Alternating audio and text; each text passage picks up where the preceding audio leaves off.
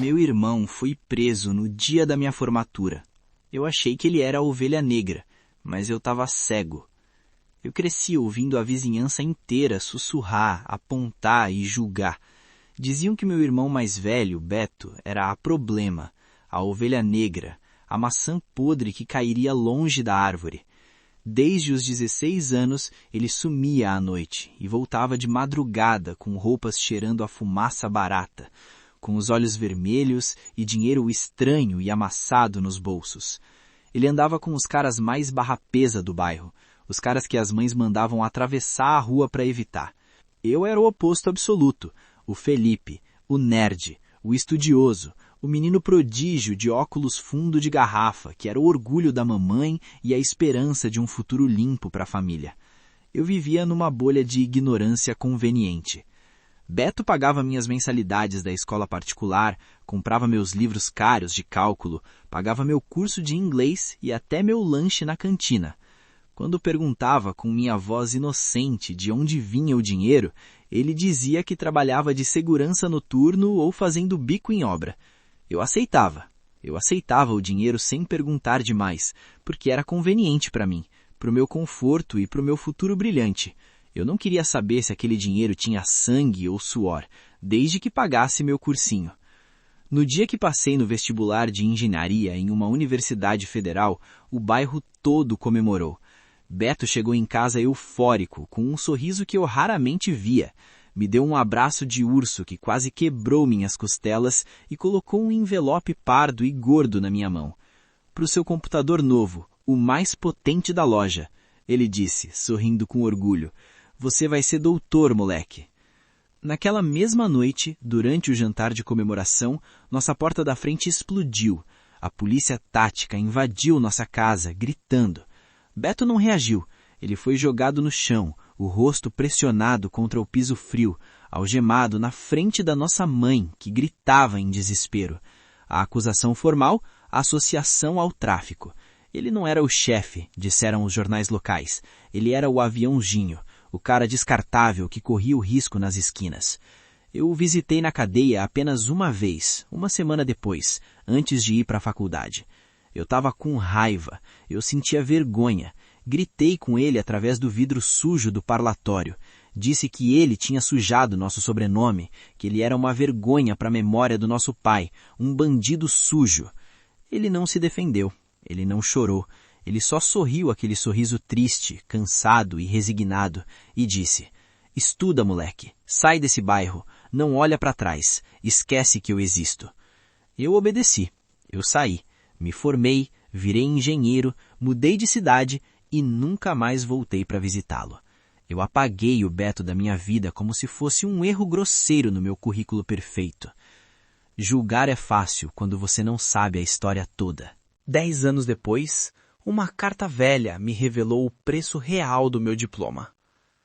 Os anos passaram como um borrão de sucesso. Beto cumpriu a pena e sumiu no mundo. Eu nem procurei saber para onde ele foi. Eu virei diretor de operações de uma multinacional de logística. Vivia em um condomínio fechado de alto padrão. Dirigia um carro importado blindado. Tinha a vida perfeita e higienizada que ele mandou eu ter. Eu era a prova viva da meritocracia, ou era o que eu gostava de dizer em palestras. Um dia, nossa mãe faleceu após uma doença breve. Fui até a casa antiga, aquela onde a porta tinha sido arrombada anos antes, para limpar as coisas dela e colocar o imóvel à venda. Eu queria me livrar daquele passado o mais rápido possível.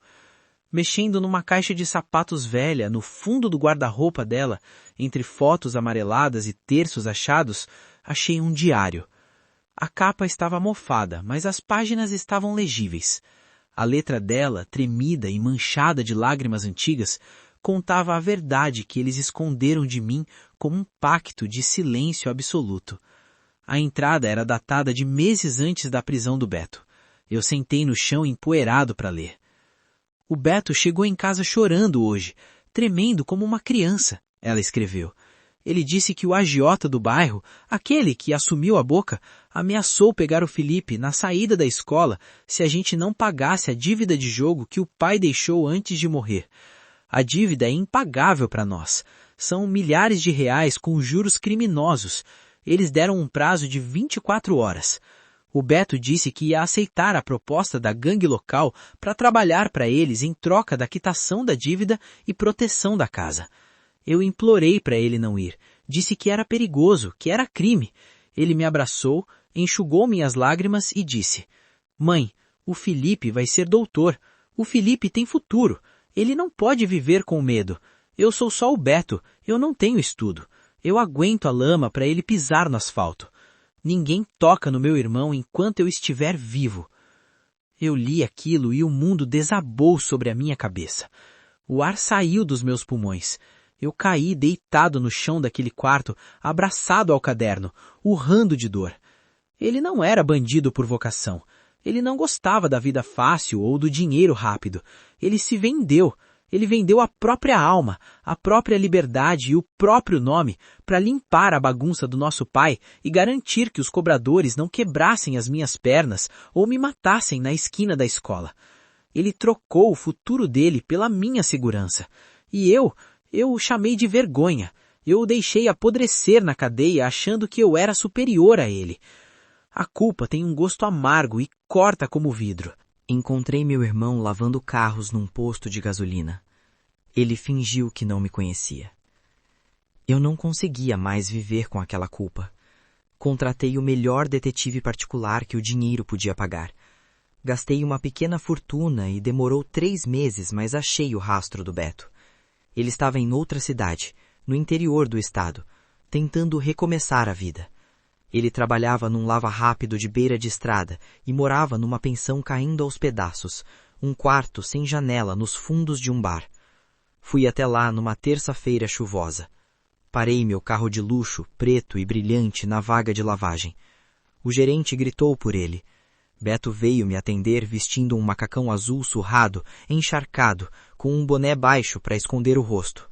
Ele estava magro, muito mais magro do que eu lembrava da prisão, com cicatrizes no rosto que não tinha antes da prisão e parecia ter envelhecido 20 anos em 10.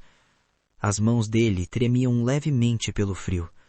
Ele começou a ensaboar o vidro sem olhar para o motorista, com a cabeça baixa, na postura de quem se acostumou a ser invisível. Quando baixei o vidro elétrico, ele travou. O pano caiu da mão dele, na espuma do capô. Nossos olhares se cruzaram.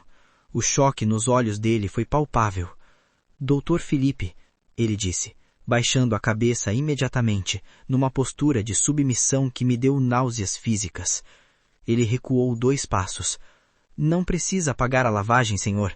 É por conta da casa. Pode ir, eu termino rápido." "Entra no carro, Beto." "Não posso, senhor. Vou sujar o banco de couro. Estou imundo de graxa e sabão. E o gerente vai brigar se me vir de papo com cliente VIP." "Entra na porcaria do carro agora!" eu gritei, mas minha voz estava embargada, cheia de lágrimas que eu não conseguia mais segurar. "Eu não estou pedindo. Eu estou mandando, irmão." Ele hesitou. Olhou para o gerente. Olhou para mim. Entrou. Encolhido, tentando ocupar o menor espaço possível no banco do passageiro, com medo de encostar em qualquer coisa. Ele tinha medo de mim. Medo do julgamento do irmão que ele salvou. Medo de que eu tivesse ido lá para humilhá-lo mais uma vez. Travei as portas. O silêncio no carro era pesado. "Você sabia?" eu perguntei, segurando o volante com força para parar de tremer. "Que eu descobri tudo? O diário da mãe? A dívida do pai?" Ele olhou pela janela, evitando meus olhos, olhando para a chuva lá fora. "Você virou alguém, Fê. Você é importante agora. Tem nome, tem carreira. Valeu a pena. Eu faria de novo. Eu faria tudo de novo por você." O final dessa história não é sobre dinheiro. É sobre honra e justiça. Não te dei dinheiro, Beto. Te dei o seu nome de volta. Eu não levei para almoçar. Levei ele direto para a cidade grande, para o meu escritório no topo do prédio comercial mais caro da avenida. Ele caminhava pelos corredores de carpete parecendo um animal acuado, desconfortável com o luxo, com os olhares dos funcionários, escondendo as mãos calejadas nos bolsos do macacão sujo. Entramos na minha sala e eu tranquei a porta. Coloquei uma pasta de documentos de couro na mesa de vidro. Eu abri uma nova empresa de logística e transporte, expliquei, sério, tentando manter a compostura. E essa empresa precisa desesperadamente de um sócio-diretor de operações de confiança. Alguém que conheça a rua, que conheça a vida real. Ele riu, um riso seco, triste e sem esperança. Eu sou ex-presidiário, Felipe. Tenho ficha suja. Ninguém me contrata nem para porteiro, imagina diretor. Eu sou o Beto da cadeia. A empresa é sua, Beto. 51% das ações estão no seu nome. Você é o dono majoritário. E sobre a ficha, abri a pasta e espalhei os documentos. Eu contratei os melhores advogados criminalistas do país há 6 meses. Entramos com um processo de revisão criminal, provamos as circunstâncias atenuantes, a coação, a ameaça de morte contra menor. Conseguimos limpar sua ficha. Você não é mais ex-presidiário perante a lei. Você é ficha limpa. Você é o senhor Roberto, empresário. Ele pegou o papel, as mãos tremendo tanto que o papel fazia barulho no silêncio da sala. Ele leu a sentença de reabilitação. E então, aquele homem que aguentou prisão, surras, fome e humilhação sem reclamar, desabou. Ele chorou, um choro convulsivo, de um homem que esqueceu como é ser tratado com dignidade, como é ter um nome limpo. Por que, Felipe? É muito dinheiro, eu não mereço. Ele perguntou entre soluços, cobrindo o rosto sujo.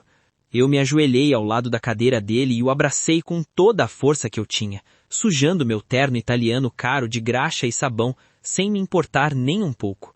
Porque você foi o meu escudo quando eu era fraco. Você entrou no inferno para que eu pudesse viver no céu. Agora eu sou a sua espada. Você me deu a vida, Beto. Tudo o que eu tenho, cada centavo, cada vitória, é juros da dívida impagável que tenho com você. Hoje, trabalhamos juntos. Ele ainda tem as cicatrizes da vida que levou por mim, e às vezes acorda assustado com nesadelos da cela. Mas quando ele entra na sala de reuniões, de terno sob medida e cabeça erguida, ninguém diz que ele é a ovelha negra. Ele é o meu herói. O herói que vestiu a capa de vilão para salvar o irmão caçula. Família é quem se sacrifica. Se você tem um herói assim, marca ele aqui e compartilhe essa história.